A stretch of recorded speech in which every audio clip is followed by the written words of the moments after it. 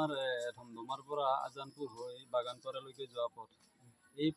এই পথছোৱাত বিভিন্ন সময়ত মানে বিভিন্ন ধৰণৰ মানে কি চৰকাৰ আহি আছে, আৰু এই চৰকাৰ অহাৰ উপৰিও মানে আমাক এই আজানপুৰ পথছোৱাত কোনো ধৰণৰ মানে আঁচনি আমাৰ এই আজানপুৰ পথছোৱাত এতিয়ালৈকে একো পোৱা নাই। তাৰ উপৰিও আনকি মানে এইটোৱে মুছলমান হোৱা হেতুকে আমি একো আঁচনি পোৱা নাই বুলি ভাবিছোঁ। তাৰোপৰি আনকি মানে নিৰ্বাচনৰ সময়ত বহু নেতা পালি নেতাসকলে আহে যদিও মানে তেওঁলোকে ভোটৰ সময়ত মানে ভোট লাভ হোৱাৰ পিছত আমাৰ আজানপুৰ এই ৰাইজক তেওঁলোকে পাহৰি যায়।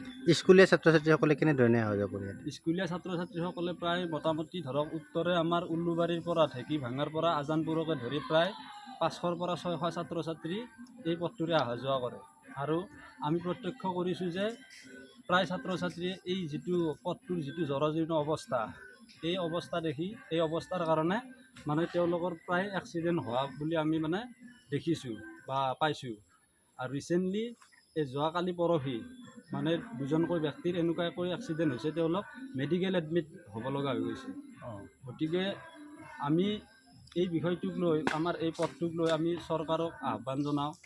আমাৰ চৰকাৰৰ সন্মানীয় মুখ্যমন্ত্ৰী ডক্টৰ হিমন্ত বিশ্ব শৰ্মা ডাঙৰীয়া আৰু আমাৰ নলবাৰী জিলাৰ উপৰিও নলবাৰী সমষ্টিৰ